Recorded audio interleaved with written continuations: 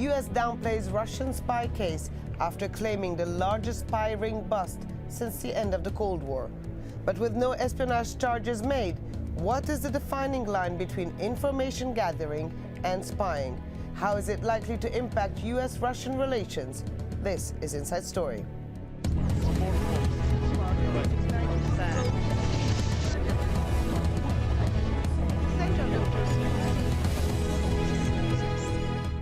Hello and welcome to the program. I'm Hod Abdelhamid. A group of Russians pursuing the American dream, or so it seemed till the Federal Bureau of Investigation, or FBI, arrested them for allegedly spying for Moscow.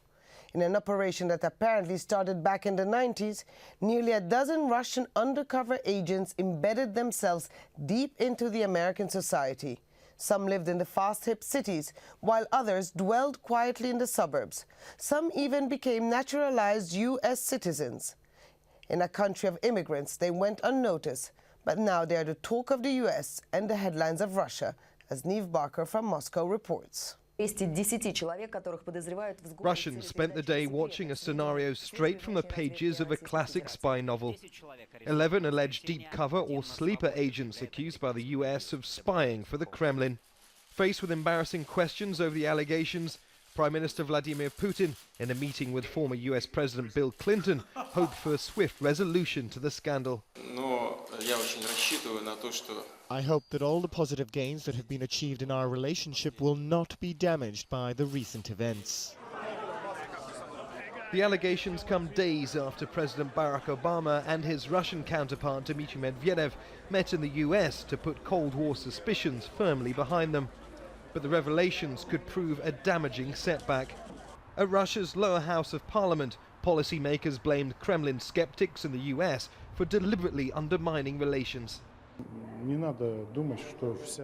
There are forces interested in tensions.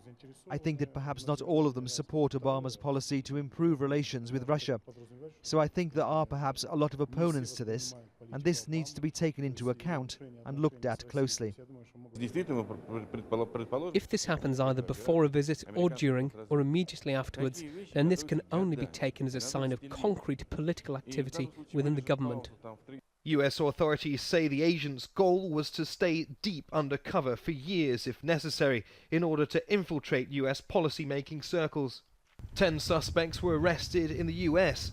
An 11th, believed to be a Canadian citizen, was taken into custody on Tuesday on the island of Cyprus.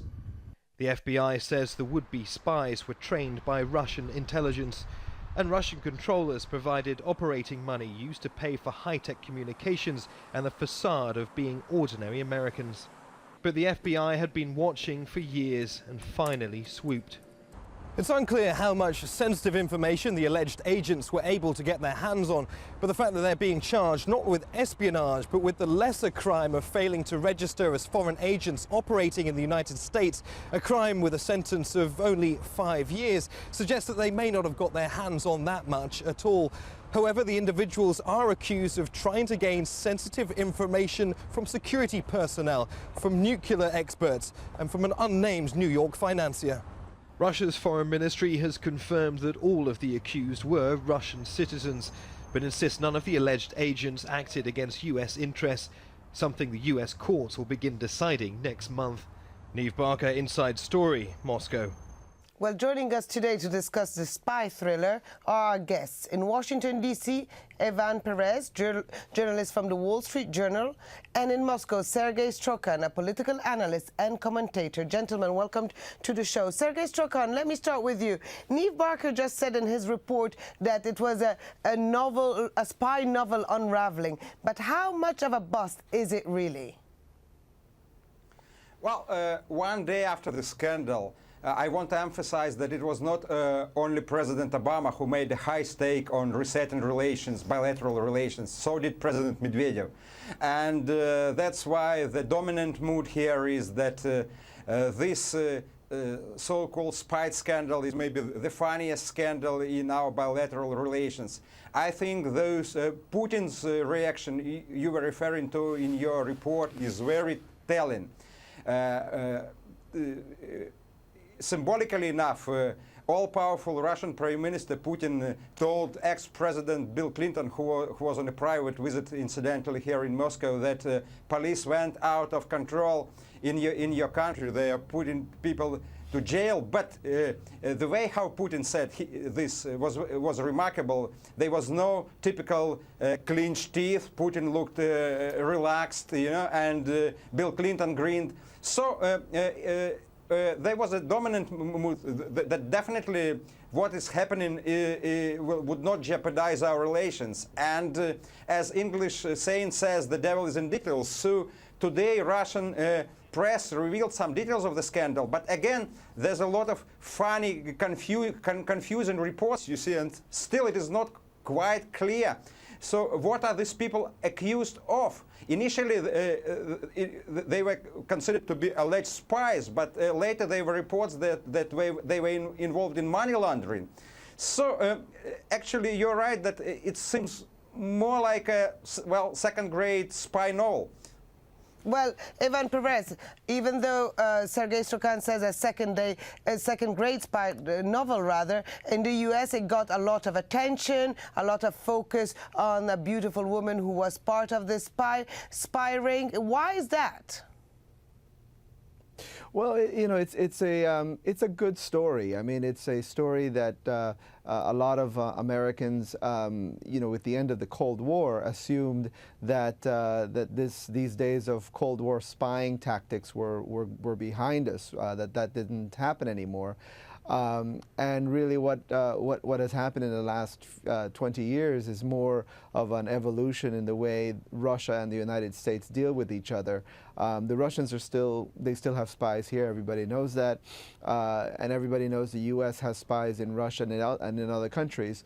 And the reaction, you know, that I had talking to U.S. government officials after this happened was, look, this is not going to damage relations with Russia. We have a sort of a grown-up relationship with Russia. We have an adult relationship with Russia in the sense that they know what we're up to, we know what they're doing. We move on after something like this happens. Well, Sergei Strokhan, these people living around the U.S. and, as we said earlier, completely embedded in U.S. society, not really close to any vital kind of information, are these considered spies like the ones that were around during the Cold War, as the Americans say? You are absolutely right. These people had no access to any classified information. These people didn't occupy any important position. So, and this makes the scandal even more ridiculous, because the simple question is how they would be able to involve well, disseminating classified information. The question is still in the air. Well, now let's take a quick look at some of the acts of the alleged Russian spies. They were apparently told to collect routine political gossip and policy talk. For instance, they were asked to assess Obama's intention before his visit to Russia last year. And while they've been accused of using invisible ink coded transmissions and encrypted data, in all these years they were never caught sending classified information back to Moscow. So, Ivan Perez, isn't that the reason why they were actually not charged with espionage? Right, and you point to the part of this that is the most puzzling to everyone. Why go through all this trouble? 20 years in the United States. Some of these people, they were here since the mid-1990s.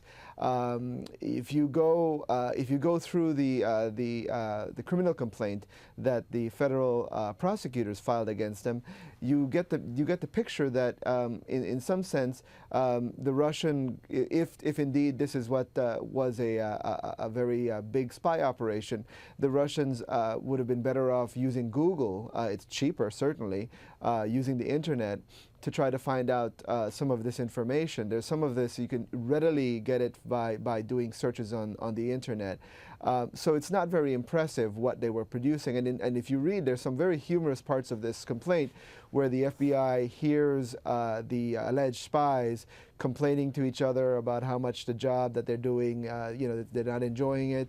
In one instance, one of them says, you know, I need to put a government official on my report that I said I spoke to, and the other one says, put any government official's name on there. You know, no one will know.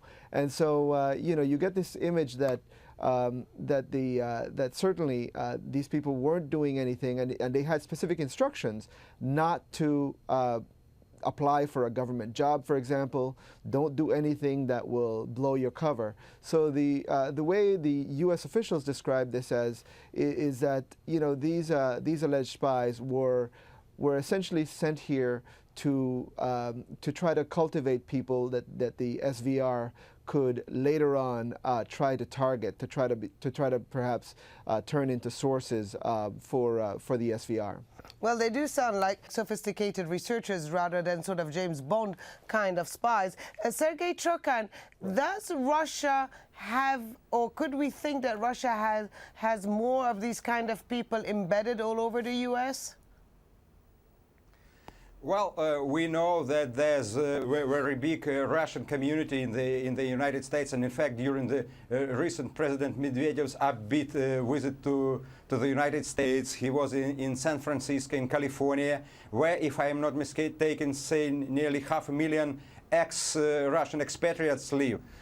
So it's quite natural that people are moving. A lot of people live in the United States, but it would be ridiculous to consider all of them or part of them spies. So coming back to this issue, I think that the moment of truth would be when American authorities would produce or not produce hard-boiled facts, which would really be a moment of truth, and we will really find out whether these allegations are true or not.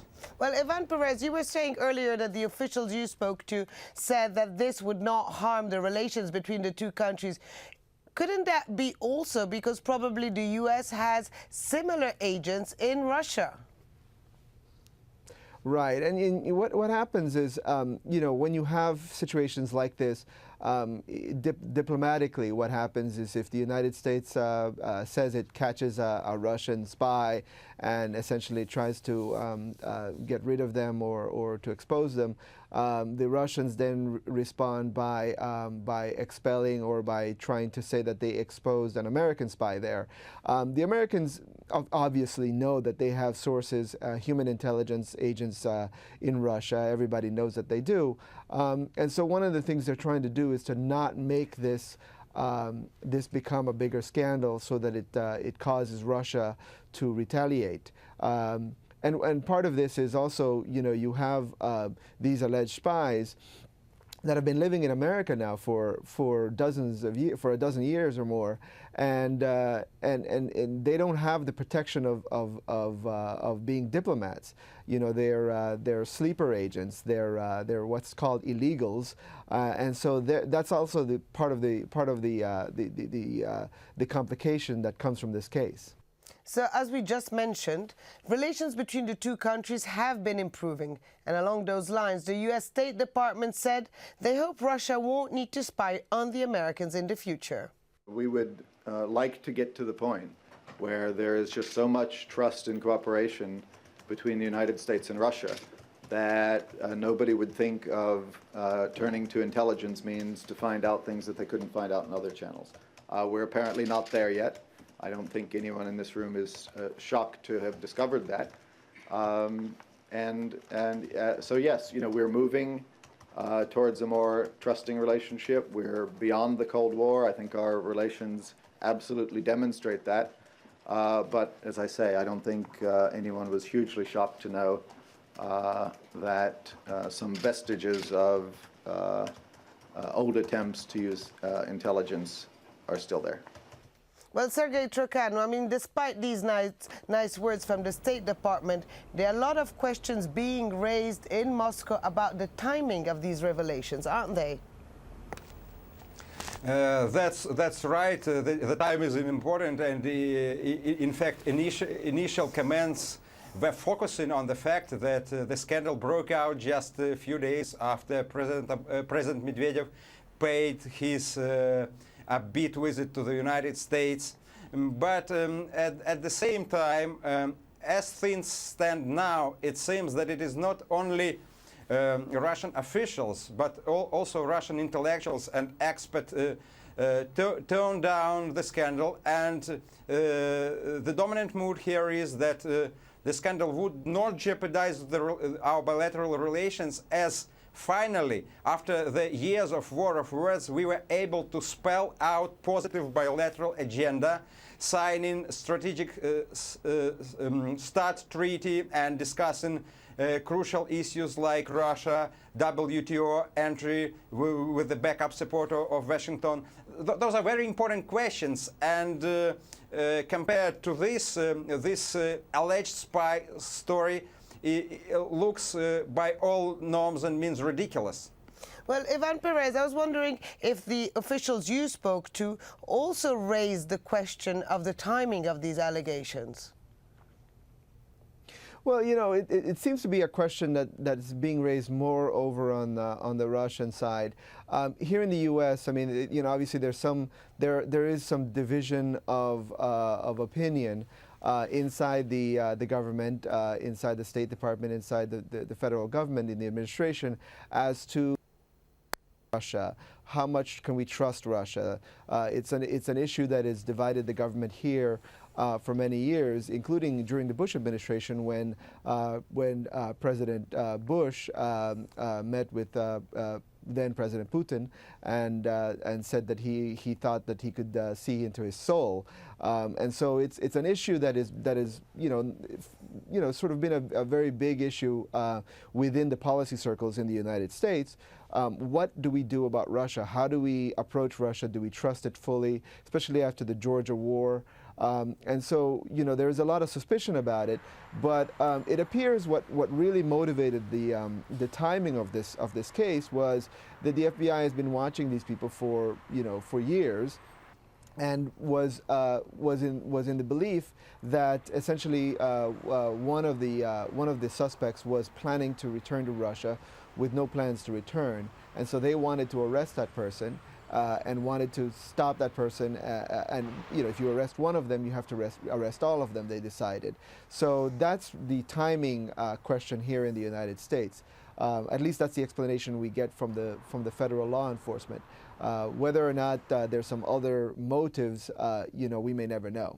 Well, it certainly casts a shadow over the successful meeting between the two presidents just last week. Sergei Trukhan, let's just consider for a moment that these were real, deep, undercover agents. Their arrest is a big blow for the SVR or not?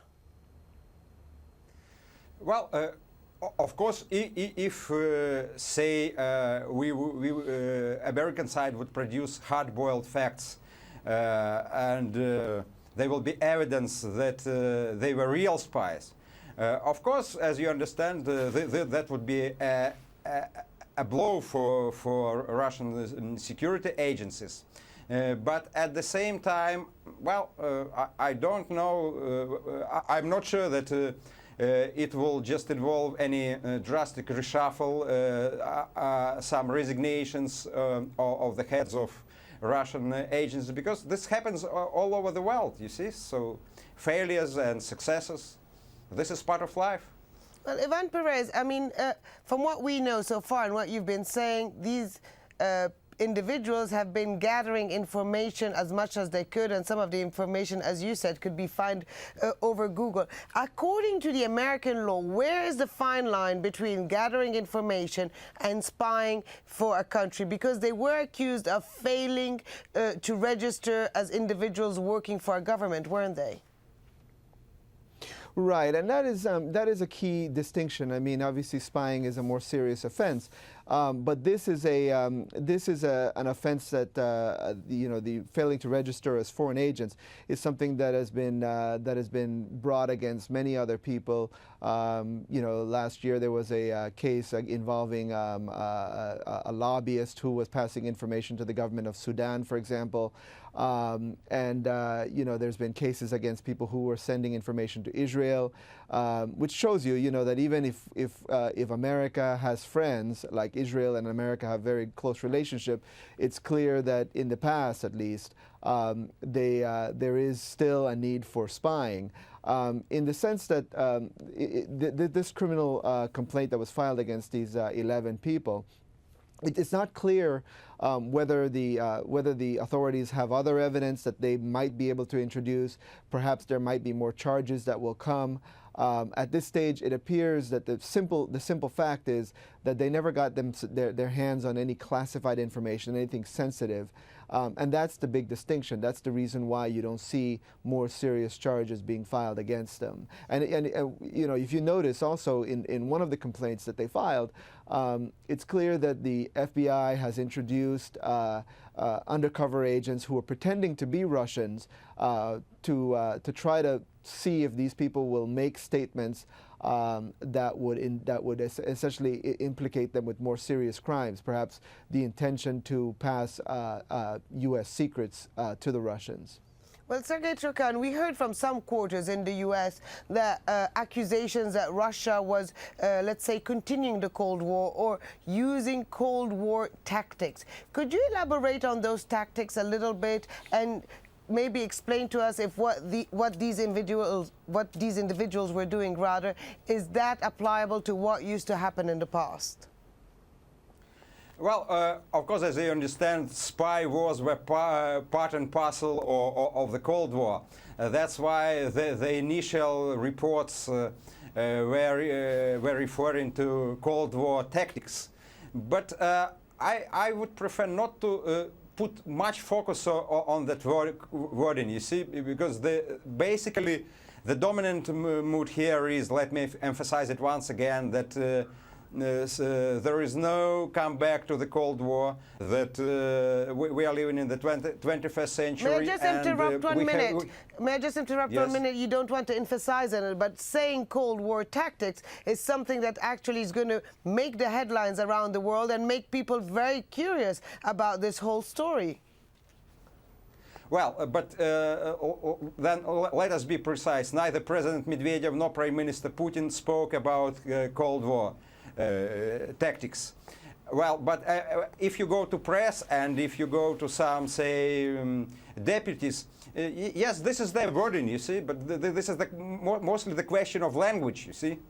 Well, I'm sure it's a story many people will be following over the next days and weeks, but we have reached the end of our show. So thank you to our guests in Washington, D.C., Ivan Perez, and in Moscow, Sergei Strokhan.